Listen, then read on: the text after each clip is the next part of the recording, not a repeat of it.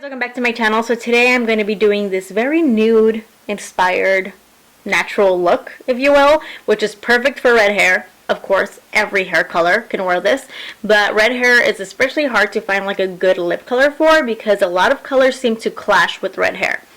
I find I have a very hard time wearing hot pink. Some shades of red are really hard for me to pull off, but nude is like a foolproof color for red hair. So if you want like a super easy natural look, then stay right there, don't move, and keep on watching.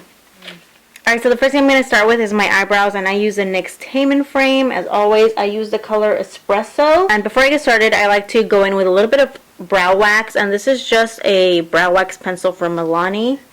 Where is my mirror? I'll use this one.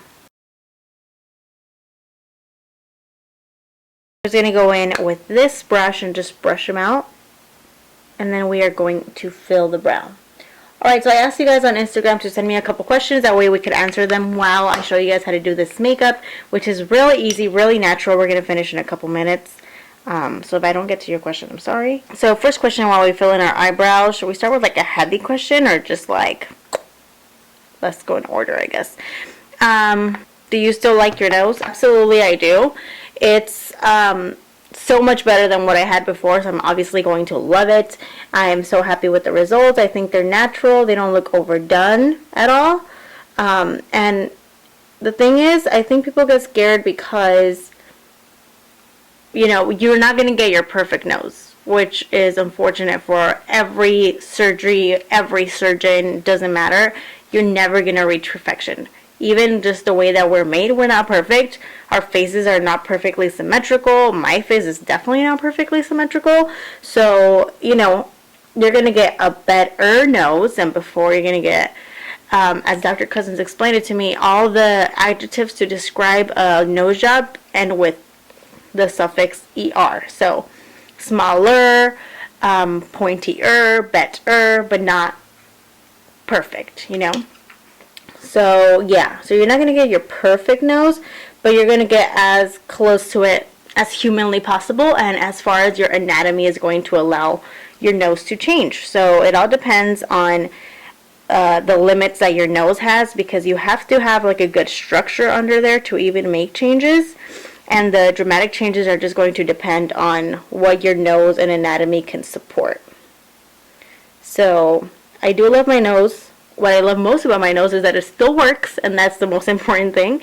And I obviously love that the hump has been removed, and so I do love my nose, and I would not change anything about it anymore, even if I had the option. Some people message me and say that my nostrils are not even. I disagree. You guys can be the judge of that. I'm super happy with my nose, and there's nothing about it that I would change ever again.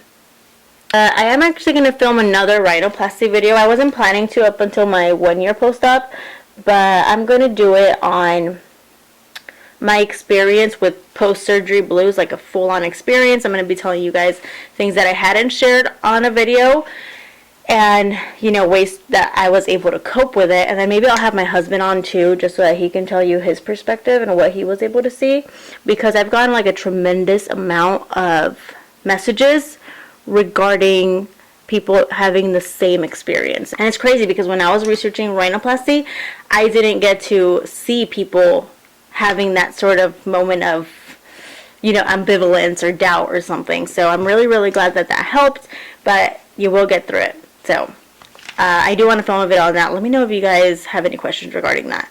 So I'm going to move on to foundation really quickly, and I'm using my GRAFTOBIAN palette, which I love. You guys know this, and I'm missing so many more colors. I actually use this palette on whenever I have like someone's makeup to do. I love this palette because it has all the shades.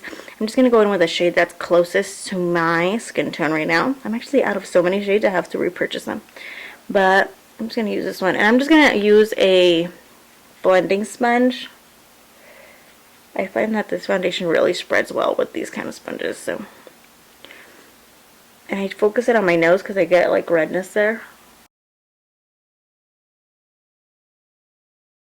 And then I'm just going to spread it out as much as I can. Okay, let me read the next question while I spread out my foundation. Are you planning on having more kids? So you guys know I have one daughter, Alyssa, and you guys see her on Snapchat and Instagram all the time. But no, I do not want more kids. The reason is because I want to focus on my career pretty soon. As soon as she starts going to school full time, I'm going to focus on my career. I do love that I got to experience it, and I love that, you know, she's growing up as I'm growing up, and I'm still a relatively young mom, I guess. And I love that I get to experience like vacationing with her, and while she's able to understand what's going on and she's still able to remember it, and I just love that. If we would have had more kids, we would have done it like when she was maybe 1.5 or 2 years old. At this point, I feel like it's not even worth it because she's already older. They're just not going to be able to play together, and I mean, it's just no point at this point. So no. So at the time, we just weren't prepared mentally, emotionally, and financially to have another child. And I don't know, I feel like now it's too late, you know what I mean? And aside from that, I'm more of a career focused person, and I haven't been able to work on my career because I've had to be a stay-at-home mom. Well, sort of, because I have been finishing up my degree and going back to school and all that. In the meantime, you guys know that I'm, well, I don't know if all of you guys know, but I am working on getting my teaching credential. I got my bachelor's like a year ago, 2 years ago. And I went back to school actually to do a career change, so I'm now working on my teaching credential. And while she goes into school full time. And I would love to work on that. Oh, and by the way, I just like kept talking and I didn't even tell you guys what I was doing. I'm just setting with the RCMA no color powder on the areas that I would normally put concealer in. I'm not going to put a lot of concealer today because I want to keep this makeup super light, everyday, and easy. I already did my chin. So I mostly just focus it around the eyes. And then I'm going to take a smaller brush, like ColourPop. This is my favorite brush to contour my nose with because it's like the perfect size, perfect shape. And I'm taking another RCMA product. This is the contour palette, contour highlighting palette. I'm taking that middle shade there.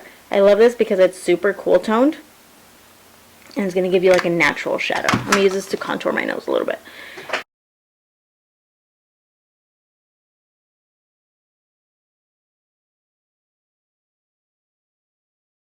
Question, I know you graduated from college. Are you still looking for a job? So I guess I kind of already answered that one.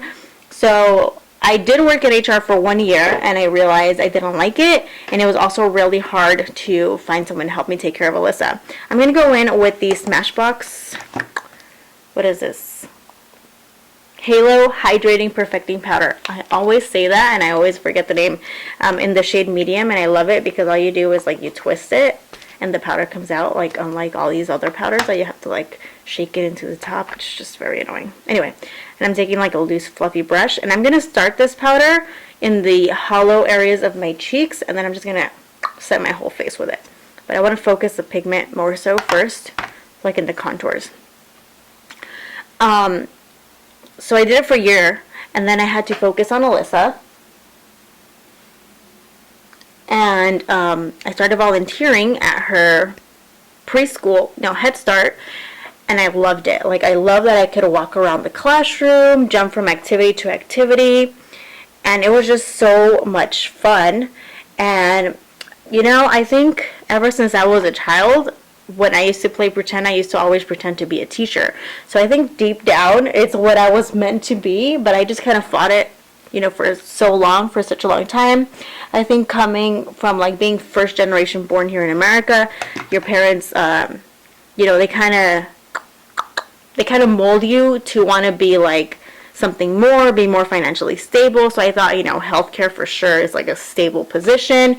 While I was working in HR in a healthcare organization, it was a little boring to me, you know, so I don't think it's my calling. So then I decided, like, right away, I literally finished, I graduated, and then the next semester I went in and started my teaching credential. So that's what I'm working on now. And so now, while I'm finishing up, I am looking into being a substitute teacher. I have submitted my application and getting all the permits for that. So while I finish my degree, I'm going to be substituting in California. So you can see how I focused like a lot of the powder on the hollows, and it gives you like this really natural sort of contoured look to your face, but it's not like heavy contour. I think it looks really, really cute. The next blush, just take like I like a mauve tone blush because I find that they're really neutral. So for me, the Milani Rose blush works really, really well. So I'm going to apply that. This is like my everyday go-to makeup, by the way, that I would do.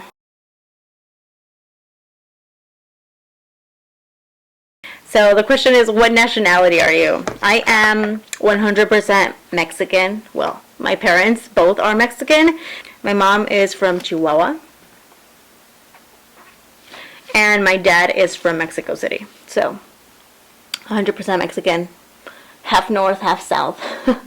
But I relate way more with my mom's side of the family. I don't even really talk to my dad's side of the family. So when people ask me where I'm from, I always say Chihuahua because that's where I grew up. That's where I sort of was raised in my mom's family. So, Chihuahua for life, guys. Next question. Do you talk Spanish? Sí, sí hablo español muy bien. No tengo acento ni nada, pero tengo mucho más vocabulario en inglés porque es lo que leo, practico, hablo en la casa, en la escuela, en todas partes. El español mayormente solamente lo hablo en la iglesia. So, muchas veces se me como traba el español porque pues no lo hablo mucho, ¿verdad? Y mi mamá y mi papá hablan inglés, so desde que ellos aprendieron inglés, so desde chiquitos hemos hablado inglés en casa, en la escuela, en todas partes. Y yeah, so my brain thinks a lot easier in English than it is in Spanish, but I do talk Spanish and, you know, fluently, and I read and write Spanish too, so yeah. And sadly, Alyssa does not talk Spanish, like at all, and that's totally my fault because I never talk Spanish to her, like because I said like my brain just naturally thinks in English, so it's really hard for me to switch to Spanish. I actually have to make a conscious effort to talk in Spanish, so anyway. But keto, tips for starting keto. Okay, so I have been on keto. I'm like 2 months and a half now, and I've lost 12 pounds so far, and I'm actually making a vlog about it. But I've done keto in the past before, guys. Like, I want to say 2 years ago, before it was trendy, okay? Way before it was trendy. I did it for a wedding. Now, like, I wasn't in a wedding or anything, but I was a guest, and obviously I want to look fire, okay? So I did it for a wedding. It was actually Abraham's brother's wedding, and I had lost so much weight for that wedding as well. But I had to stop it because I was doing it like super unhealthy, and I started having like heart palpitations, and I have a history of heart disease in my family. And on keto, you do low carb and high fat, and the way that I was doing it at the time was just totally unhealthy, you know, eating like cream cheese and butter in my coffee and all that. And this time around, I'm doing it a lot more healthy, a lot more educated, and with a lot more research. And the highlighter that I used, by the way, was Fuego by Dose of Colors, but that's not the one I wanted to use. I actually wanted to use MAC Soft and Gentle. I think this is more universal for everybody because it's like not too gold, not too champagne, not too rosy. It's just like the perfect highlight, and this is really gold, so this is the one that I meant to use, but of course I was distracted. What was I saying? Anyway, so this time, you know, I'm doing it a lot more healthy, and it's been slower because it's been a learning curve. So to start keto, I don't feel comfortable like giving out information myself because I'm still learning. Like just this week I learned something new and learned that I was doing it sort of kind of wrong. So I've readjusted how I'm eating again. But basically I would say do your research. Dr. Berg here on YouTube has helped me so much with that. And I wish that I had found him way earlier. That way I could know what I'm doing. Anyway, so my advice if you want to start keto is do it healthy and do your research so that you do it correctly from the beginning. And then the next question is, would you consider doing plastic surgery again? And if so, what would you do? Okay, so before I answer that question, I'm going to go ahead and bronze up my eyes a little bit. I'm using the NYX Deep Bronzer, Matte Bronzer in Deep I really love this bronzer. And a fluffy brush, and I'm just going to apply this into the socket of my eye, or the crease. And I'm going to go all the way up into the brow area here. Just do like super soft circular motions. And then just sweep it back and forth. And this is just to add a little dimension, a little warmth to the eye, and you'll see like what a nice like look it gives the face. And then I'm also going to bring it out here and connect it to the temple area. And then you can start building it up slowly. We're not going to build it up too much. We still want it to look almost like our eyes have this natural sultry look to them. But you do need to build it up a little bit out here. Okay, perfect. So just like that. Do you see like what a sultry look it gives the face? I like it. So yes, I would consider doing plastic surgery again. And yes, it is addicting, guys. Once you do one thing and it comes out good, like, you're just like, what else can I fix, you know? But that's not the reason why I would have plastic surgery.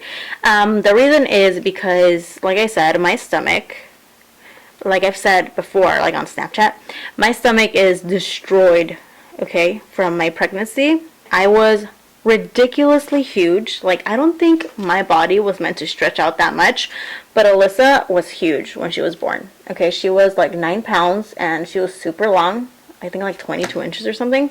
And I'm pretty short, so I have a relatively, according to my doctor, I have like a really short torso because my ribs actually go down quite low. And so I actually have a shorter torso than I appear to have. And she was so long, the only way to go was out, you know? So yeah, my pregnancy basically not only got me stretch marks, it literally tore my skin. I have pictures like from when I was pregnant, like 38 weeks, and my skin was like so stretched out, like red.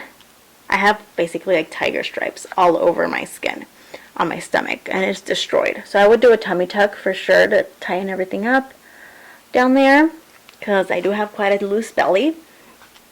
And I would also get a lift. So a mommy makeover, I guess, would be the actual plastic surgery that I would do. A mommy makeover, I get a little boob lift, you know, no implants. I don't like implants. Well, not that I don't like implants. I can admire a good set of boobs, okay? But I just don't like big boobs for myself. I like a little more of an athletic look, you know, more model look, more tiny perky boobs. That's what I like.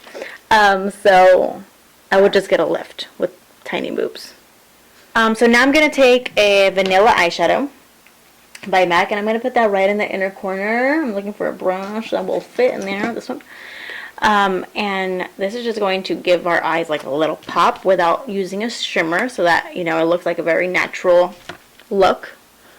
So now I'm going to go back in with that bronzer and that same brush that I used in the inner corner, and I'm just going to do a little bit on the lower lash line down here. So I want to go to your nose surgeon. Do you think it's worth it? But they would have to travel.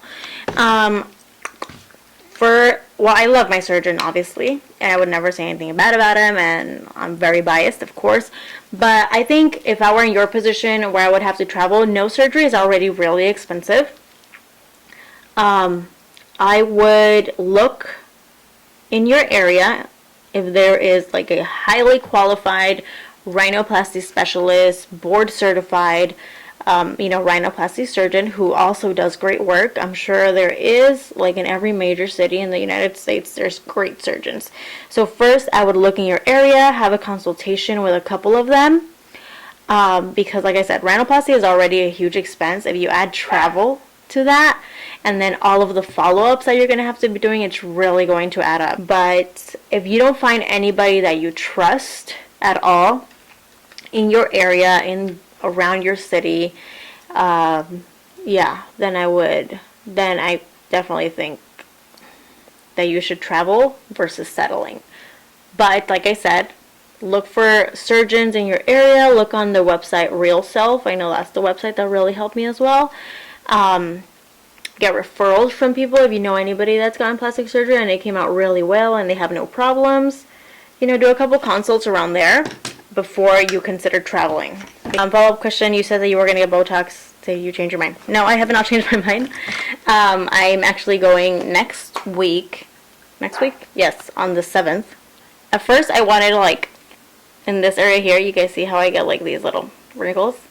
But I don't know if these are severe enough to where I would need Botox. Although Botox is preventive, like, it's just so that you don't get, you know, wrinkles in the first place. But where I really do want it is, like, on my jaw, because I'm always sore. Like, when I wake up in the morning, I'm super sore in my jaw because I do grind my teeth and I clench my teeth. At the gym, I could, like, literally feel myself, like, clenching my jaw, like, so hard. So that can't be good. So I'm definitely going to ask about getting Botox in my jaw just to stop the clenching at least a little bit because it's really bad. Like, my face is always sore.